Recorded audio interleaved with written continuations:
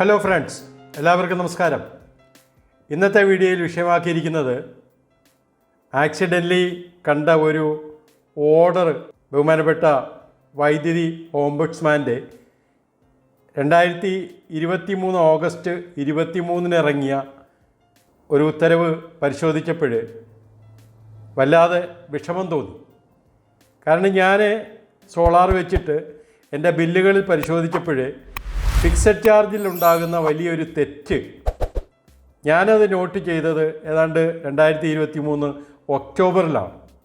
അതിനു മുന്നേ തന്നെ ഇതുമായി ബന്ധപ്പെട്ട് KSEB കാണിക്കുന്ന അത്തരത്തിലുള്ള തെറ്റ് ചൂണ്ടിക്കാണിച്ചുകൊണ്ട് ഞാൻ താമസിക്കുന്ന വൈറ്റില സെക്ഷനിൽ തന്നെയുള്ള ഒരു പ്രൊസ്യൂമർ CGRFലും തുടർന്ന് ഓംബുഡ്സ്മാനിലും ഇത്തരത്തിലുള്ള ഒരു പരാതി കൊടുക്കുകയുണ്ടായി. അതായത് ഫിക്സഡ് ചാർജ് കാൽക്കുലേറ്റ് ചെയ്യുന്നതിലുള്ള മിസ്റ്റേക്ക്, അതുകൂടാതെ ഈ പരാതിയിൽ ഇലക്ട്രിസിറ്റി ഡ്യൂട്ടിയും പിന്നെ സെറ്റിൽമെൻറ്റ് പീരീഡ് കഴിഞ്ഞിട്ട് KSEB തരുന്ന എമൗണ്ടിൽ ആവശ്യമായ ഒരു ഇൻട്രസ്റ്റും സംബന്ധിച്ചിട്ടുള്ളതാണ്. പക്ഷെ ഞാൻ ഈ ഉത്തരവ് വായിച്ചിട്ട് ഞാൻ പറഞ്ഞല്ലോ, എനിക്ക് വളരെ വിഷമം തോന്നി. കാരണം എല്ലാത്തിനും ഒരു നിയമം അടിസ്ഥാനപ്പെടുത്തിക്കൊണ്ടാണ് സാധാരണ ഒരു നിയമത്തിൻ്റെ അധികാരി ഒരു ഉത്തരവ് ഇറക്കുന്നത്.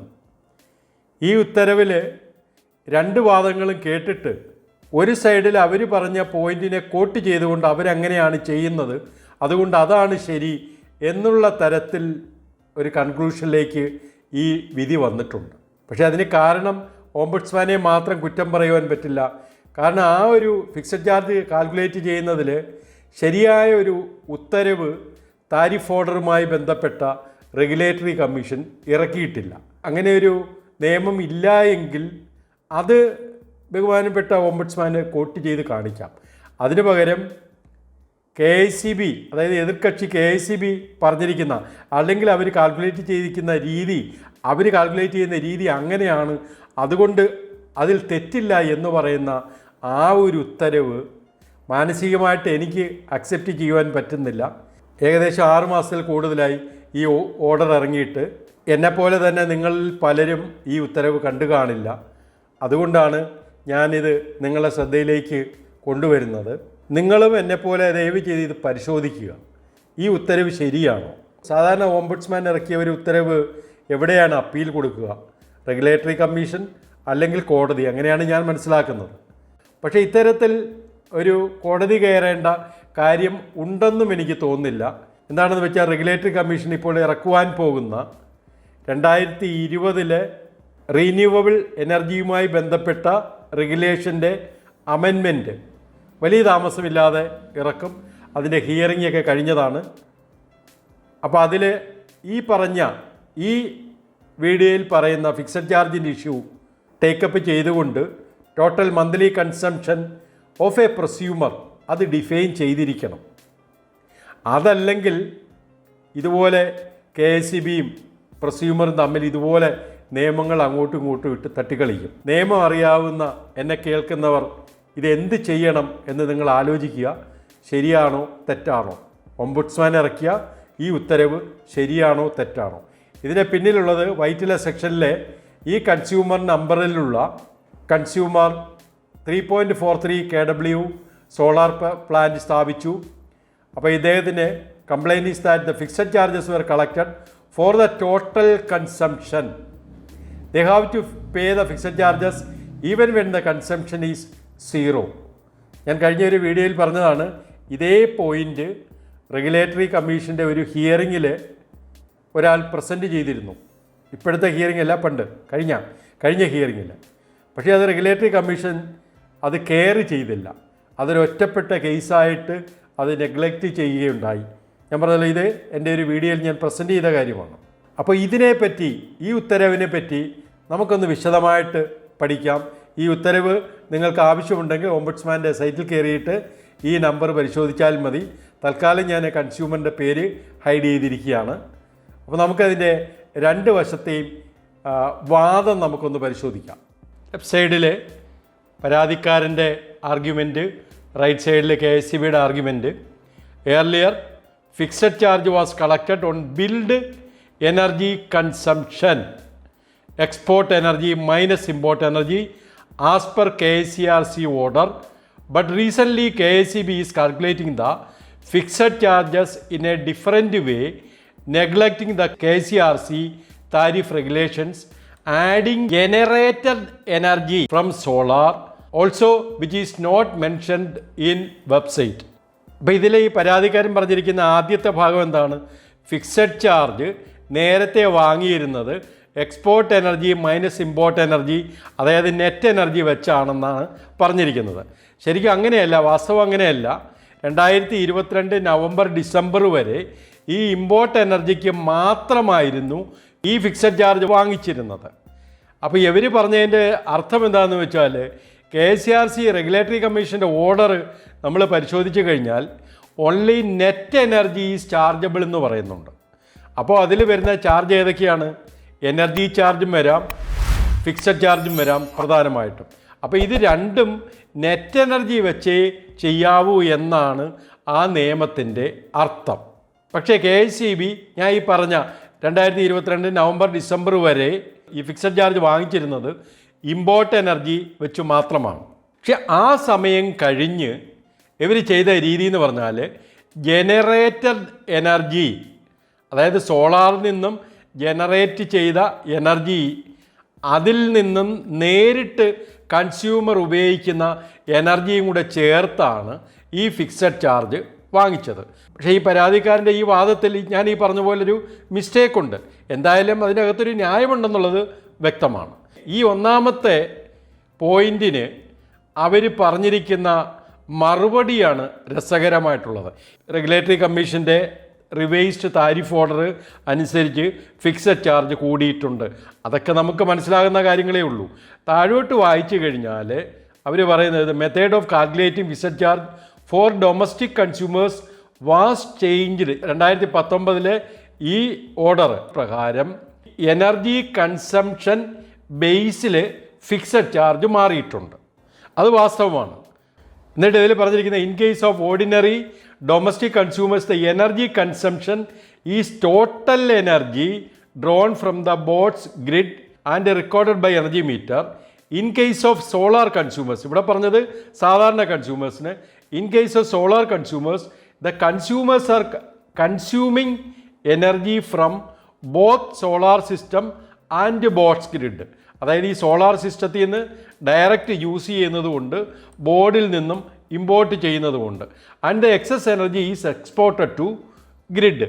അതുകൊണ്ട് ഇവർ പറയുന്നത് ടോട്ടൽ കൺസംഷൻ എന്ന് പറയുന്നത് ഇതാണ്, import plus energy generated minus export. വാസ്തവമാണ്. ഇതനുസരിച്ചാണ് 2022 നവംബർ ഡിസംബർ, ഞാൻ ഈ നവംബർ ഡിസംബർ എന്ന് പറയാൻ കാര്യം ചില കൺസ്യൂമേഴ്സിന് അവർ നവംബറിൽ ഇത് സ്റ്റാർട്ട് ചെയ്തു, ചിലർക്ക് ഡിസംബറിൽ സ്റ്റാർട്ട് ചെയ്തു. അതുകൊണ്ടാണ് ഞാൻ 2 മാസം കൂടെ ചേർത്ത് പറയുന്നത്. അപ്പോൾ ഈ മാസം കഴിഞ്ഞിട്ട് അവർ ഈ തരത്തിലാണ് കണക്ക് കൂട്ടിയിരിക്കുന്നത്. ഞാൻ ചോദിക്കുന്നത്, ഇത് ഏത് ഉത്തരവ് പ്രകാരമാണ്? ശരിക്കും റെഗുലേറ്ററി കമ്മീഷൻ്റെ ഉത്തരവിനെ സ്ട്രിക്റ്റായിട്ട് നോക്കുകയാണെങ്കിൽ only net energy is chargeable എന്ന് പറയുന്നുണ്ട്. അതുപോലെ ഇവിടെ പറഞ്ഞേക്കുന്ന ഒരു പോയിന്റ് എന്താണ്? ഡൊമസ്റ്റിക് കൺസ്യൂമേഴ്സ്, അതായത് സോളാർ സ്ഥാപിച്ചിട്ടുള്ള ഡൊമസ്റ്റിക് കൺസ്യൂമേഴ്സിന് മാത്രമാണ് ഇങ്ങനെ ഇവർ കാൽക്കുലേറ്റ് ചെയ്യുന്നത്. കാരണം എന്താണ്? ഈ 2019 ഓർഡർ പ്രകാരം മന്ത്ലി സ്ലാബ് അനുസരിച്ചാണ് ഈ പറയുന്ന ഫിക്സഡ് ചാർജ് വരുന്നത്.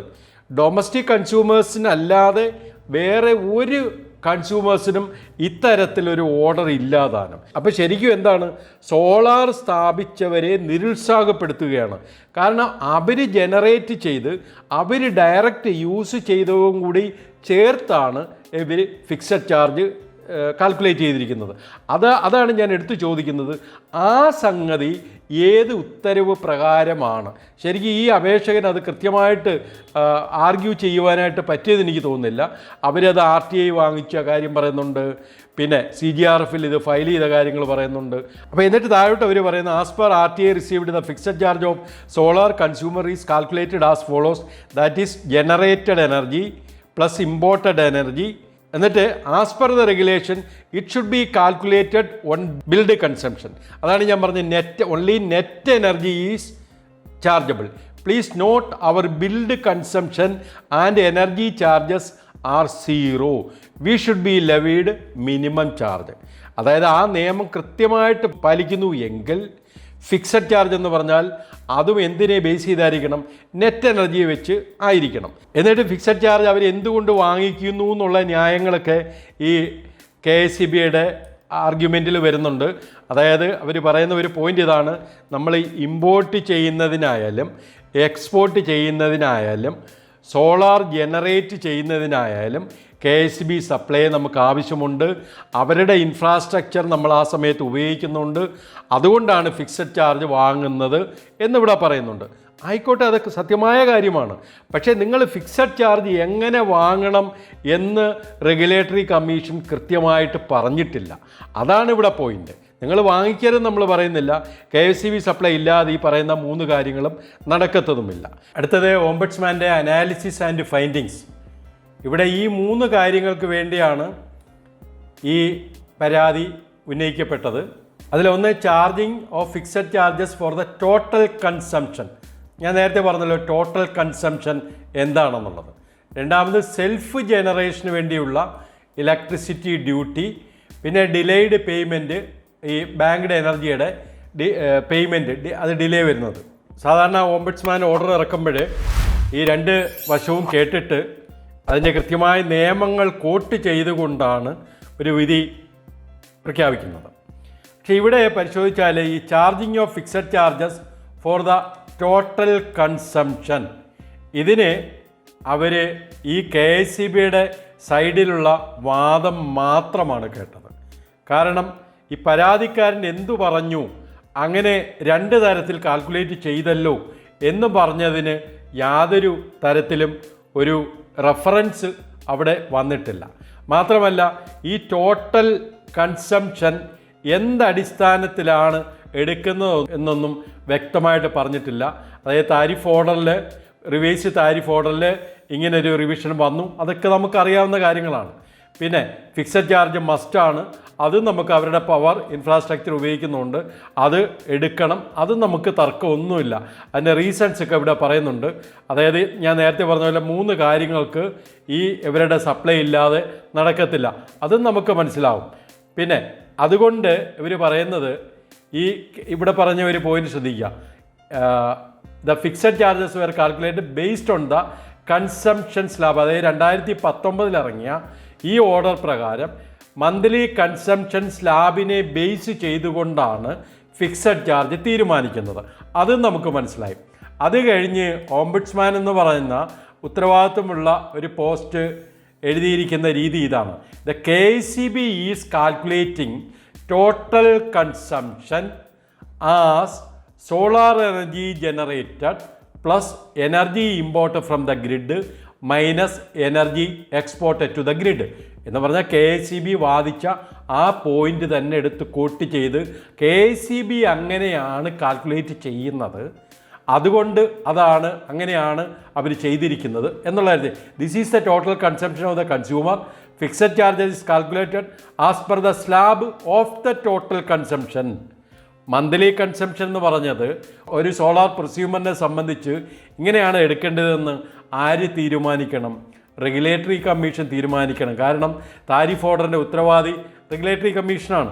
അങ്ങനെ റെഗുലേറ്ററി കമ്മീഷൻ തീരുമാനിക്കാതെ KSEB കാൽക്കുലേറ്റ് ചെയ്യുന്നത് ഇങ്ങനെയാണ്, അതുകൊണ്ട് അത് ശരിയാണ് എന്ന് പറഞ്ഞാണ് ഓംബഡ്സ്മാൻ്റെ ഈ ഉത്തരവ് കൺക്ലൂഡ് ചെയ്തു വരുന്നത്. അതൊരിക്കലും ന്യായീകരിക്കുവാൻ പറ്റുന്നതല്ല. Only net energy is chargeable, അല്ലെങ്കിൽ താരിഫ് ഓർഡറിൻ്റെ സ്ട്രക്ചർ മാറ്റുക. ഈ ഡൊമസ്റ്റിക് കൺസ്യൂമേഴ്സിനെ മാത്രം ബാധിക്കുന്ന ഒരു ഇഷ്യൂ ആണത്. സപ്പോസ് ഒരു കൊമേഴ്സ്യൽ താരിഫുകാരനാണെങ്കിൽ അവൻ്റെ ഫിക്സഡ് ചാർജ് എന്താണ്?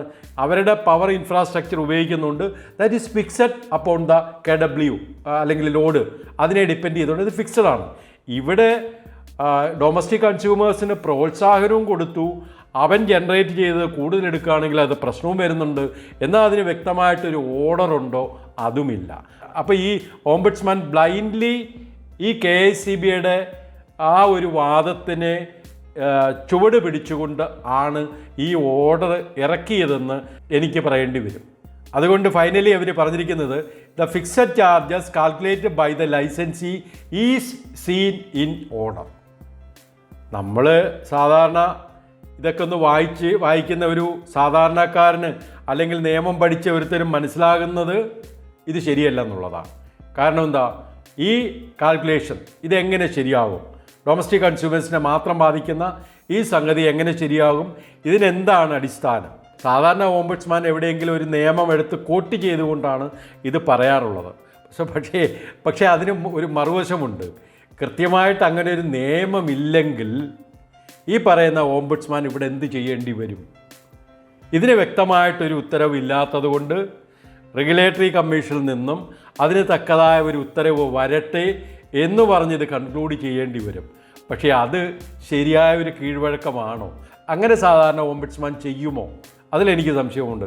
അതുകൊണ്ട് KSEB പറഞ്ഞ ആ പോയിന്റിനെ അനുകൂലിച്ചുകൊണ്ട് ഈ ഓർഡർ ഇറക്കിയിരിക്കുകയാണ്. പിന്നീട് ഇലക്ട്രിസിറ്റി ഡ്യൂട്ടിയെ സംബന്ധിച്ചുള്ള കാര്യമാണ്. അത് ഓംബുഡ്സ്മാൻ ഈ ഡ്യൂട്ടി ആക്റ്റൊക്കെ കോട്ട് ചെയ്ത് വളരെ കൃത്യമായിട്ട് പറഞ്ഞിട്ടുണ്ട്. ഡ്യൂട്ടി വാങ്ങിക്കേണ്ടതാണ് എന്നൊക്കെ പറയുന്നുണ്ട്. നമുക്ക് തർക്കമൊന്നുമില്ല. പക്ഷേ ഞാൻ ചോദിക്കുന്നത്, സെൻട്രൽ ഗവൺമെൻറ് ഒരു ഓർഡർ ഇറക്കിയല്ലോ, ഈ ഓർഡർ എന്തുകൊണ്ട് ഓംബുഡ്സ്മാൻ പരിശോധിച്ചില്ല? ഇത് ഏപ്രിൽ 2023 ഇറങ്ങിയതാണ്. ഈ പറയുന്ന ഓംബുഡ്സ്മാൻ്റെ ഉത്തരവ് ഓഗസ്റ്റ് 2023 ഇറങ്ങിയതാണ്. അപ്പോൾ എന്തുകൊണ്ട് ആ ഒരു നിയമം അല്ലെങ്കിൽ സെൻട്രൽ ഗവൺമെൻറ് കൊടുത്ത ആ ഒരു ഡയറക്ഷൻ എന്തുകൊണ്ട് കോട്ട് ചെയ്തില്ല എന്നുള്ള കാര്യത്തിൽ സംശയമുണ്ട്. കാരണം ഈ റീന്യൂവബിൾ എനർജി വയ്ക്കുന്ന കൺസ്യൂമേഴ്സിനെ സപ്പോർട്ട് ചെയ്യുക അല്ലെങ്കിൽ അവരെ പ്രോത്സാഹിപ്പിക്കുക എന്നുള്ളതാണ് സെൻട്രൽ ഗവൺമെൻറ്റിൻ്റെയും സ്റ്റേറ്റ് ഗവൺമെൻറ്റിൻ്റെയും കടമ. കാരണം നമുക്കൊരു ടാർഗറ്റ് ഉണ്ട്, 2030 എത്തുമ്പോഴത്തേക്ക് നമുക്കൊരു ടാർഗറ്റ് ഉണ്ട്, അത് അച്ചീവ് ചെയ്യേണ്ട കടമ നമുക്കുണ്ട്. പിന്നെ ഇതിനകത്ത് മൂന്നാമത്തെ കാര്യമായിട്ട് വരുന്നത്, ഈ സെറ്റിൽമെൻറ്റ് സമയം കഴിഞ്ഞ് ഈ പൈസ സെറ്റിൽ ചെയ്യുകയാണെങ്കിൽ അതിൻ്റെ ഇൻട്രസ്റ്റ് വരുന്ന കാര്യമാണ്. അത് വളരെ ന്യായത്തോടു കൂടി തന്നെ ഈ ഓംബുഡ്സ്മാൻ അത് ഇറക്കിയിട്ടുണ്ട്. അതിൽ പറഞ്ഞിരിക്കുന്നത്, ഈ സെറ്റിൽമെൻറ്റ് ഡേറ്റ് കഴിഞ്ഞിട്ട് 30 ദിവസത്തിന് അപ്പുറത്തോട്ട് പോവുകയാണെങ്കിൽ ഈ പറയുന്ന തരത്തിൽ ഇൻട്രസ്റ്റ് കൊടുക്കണം എന്ന് പറയുന്നുണ്ട്. അത് തീർച്ചയായിട്ടും പാലിക്കണമെന്ന് താഴോട്ട് അവരുടെ ഡിസിഷനിൽ പറയുകയും ചെയ്യുന്നുണ്ട്. The license is liable to pay the interest as per the regulation. അതേ റെഗുലേഷൻ അനുസരിച്ച് കൊടുക്കണം. പക്ഷേ ഇവിടെ ഒരു കാര്യം ഓർക്കുക, സെറ്റിൽമെൻറ്റ് ഡേറ്റ് എന്ന് പറഞ്ഞാൽ അത് റെഗുലേറ്ററി കമ്മീഷൻ സെറ്റിൽ ചെയ്യുന്ന ഡേറ്റാണ്. ആ ഡേറ്റ് കഴിഞ്ഞ് മാത്രമേ നമുക്കിത് ക്ലെയിം ചെയ്യാൻ പറ്റുള്ളൂ. അത് കഴിഞ്ഞ് മാത്രമേ KSEB ഇത് സെറ്റിൽ ചെയ്യത്തുള്ളൂ. അതുകൊണ്ട് അങ്ങനെ തന്നെ അത് ഇരുന്നോട്ടെ. അപ്പോൾ ബാക്കി പോയിൻറ്റ്സൊക്കെ എങ്ങനെയാണ്? The fixed charge calculated by the licensee is in order. അത് ശരിയാണോ? ഈ ഓംബുഡ്സ്മാൻ്റെ മുകളിൽ ഒരു അപ്പീലിന് ഈ പരാതിക്കാരൻ എന്തുകൊണ്ട് പോയില്ല? അതോ അങ്ങനെ ഒരു അതോറിറ്റി ഇല്ലേ? അതോ ഇനി റെഗുലേറ്ററി കമ്മീഷനാണോ അതോ കോടതിയാണോ? അതൊന്നും എനിക്ക് അതിനെപ്പറ്റി നിയമപരമായ കാര്യങ്ങൾ എനിക്ക് വലിയ വശമില്ല. ഇവിടെ electricity duty statutory levy and the licensees empowered to charge, അത് തീർച്ചയായിട്ടും വാങ്ങിക്കാം. പക്ഷേ സെൽഫ് ജനറേഷന് അത് വാങ്ങരുത് എന്ന് സെൻട്രൽ ഗവൺമെൻറ്റോ ഇറക്കിയ ഓർഡറിന് വാല്യൂ ഉണ്ടോ? മാത്രമല്ല, ഞാൻ ഇതിനോടനുബന്ധിച്ച് ഞാൻ മറ്റ് സംസ്ഥാനങ്ങളിൽ 1-2 ബില്ലുകൾ ഞാൻ കാണിക്കാം. അവിടെയൊന്നും ഈ സെൽഫ് ജനറേഷൻ്റെ ഡ്യൂട്ടി വാങ്ങിച്ചിട്ടുമില്ല. കേരളത്തിൽ മാത്രമാണ് ഇത് വാങ്ങിച്ചിട്ടുള്ളത്. അപ്പോൾ അത് ശരിയാണോ? ഈ സോളാർ വെക്കുവാൻ വേണ്ടി നമ്മൾ ഓരോ ഡൊമസ്റ്റിക് കൺസ്യൂമേഴ്സിനെയും സർക്കാർ അല്ലെങ്കിൽ ഇൻസ്റ്റാളേഴ്സ് പ്രോത്സാഹിപ്പിച്ചുകൊണ്ടിരിക്കുക. എന്നെ കോൺടാക്റ്റ് ചെയ്യുന്ന പലരും ഓൺ ഗ്രിഡ് ഞാൻ വെക്കണമെന്ന് പറഞ്ഞാൽ പോലും അവർ ഓഫ് ഗ്രിഡിലേക്കാണ് പോകുന്നത്. കാരണം ഇങ്ങനെയുള്ള ഇഷ്യൂസാണ്. ഇതിനിടയ്ക്ക് കേട്ടു ഗ്രോസ് മീറ്ററിങ് വരുന്നത്. അപ്പോൾ ഇതുപോലെ പല ഇഷ്യൂസും വരുന്നതിനിടയ്ക്കാണ് ഓംബുഡ്സ്മാൻ്റെ ഇങ്ങനെ ഒരു ഓർഡർ എൻ്റെ ശ്രദ്ധയിൽപ്പെട്ടത്. ഒരു പൗരൻ എന്ന തരത്തിൽ ഈ ഓർഡർ ശരിയായ നിയമങ്ങൾ പരിശോധിച്ചുകൊണ്ടുള്ള ഉത്തരവാണോ എന്നുള്ള കാര്യത്തിൽ എനിക്ക് ഇനിയും സംശയമുണ്ട്. അപ്പോൾ ഇതിന് പ്രതിവിധിയായിട്ട് വരുന്നത് റെഗുലേറ്ററി കമ്മീഷൻ ഇനിയിപ്പോൾ ഇറക്കുവാൻ പോകുന്ന ഈ 2020 റീന്യൂവബിൾ എനർജിയുമായി ബന്ധപ്പെട്ടുള്ള റെഗുലേഷനിൽ ഈ total monthly consumption of A prosumer അത് കൃത്യമായിട്ട് ഡിഫൈൻ ചെയ്യണം. അതല്ലാതെ ഈ പരസ്യമായിട്ട് പബ്ലിക് അല്ലെങ്കിൽ ഈ കൺസ്യൂമേഴ്സും KSEBയും തമ്മിൽ തട്ടിക്കളിക്കത്തക്കവണ്ണം ഈ ഒരു ഒളിച്ചുകളി ദയവ് ചെയ്ത് ബഹുമാനപ്പെട്ട റെഗുലേറ്ററി കമ്മീഷൻ കാണിക്കരുത്. അത് കൃത്യമായ ഡയറക്ഷൻ ബന്ധപ്പെട്ടവർക്ക് റെഗുലേറ്ററി കമ്മീഷൻ കൊടുക്കണം. അപ്പോൾ ഇതാണ് എൻ്റെ വീഡിയോയുടെ കണ്ടൻറ്റ്. ദയവായി ഇത് കൂടുതൽ ആൾക്കാരിലേക്ക് ഷെയർ ചെയ്യുക. എൻ്റെ ഈ ചാനൽ ഇതുപോലുള്ള ധാരാളം ടെക്നിക്കൽ ഇൻഫർമേഷൻസ് ലഭ്യമാണ്. ഇനിയും നിങ്ങൾ സബ്സ്ക്രൈബ് ചെയ്തിട്ടില്ല എങ്കിൽ ദയവായി സബ്സ്ക്രൈബ് ചെയ്ത് സപ്പോർട്ട് ചെയ്യുക. നമുക്ക് മറ്റൊരു ഇൻഫർമേഷനുമായി വീണ്ടും കാണാം. ക്ഷമയോടെ ഈ വീഡിയോ ശ്രദ്ധിച്ചതിന് ഞാൻ നന്ദി പറയുന്നു. Thank you.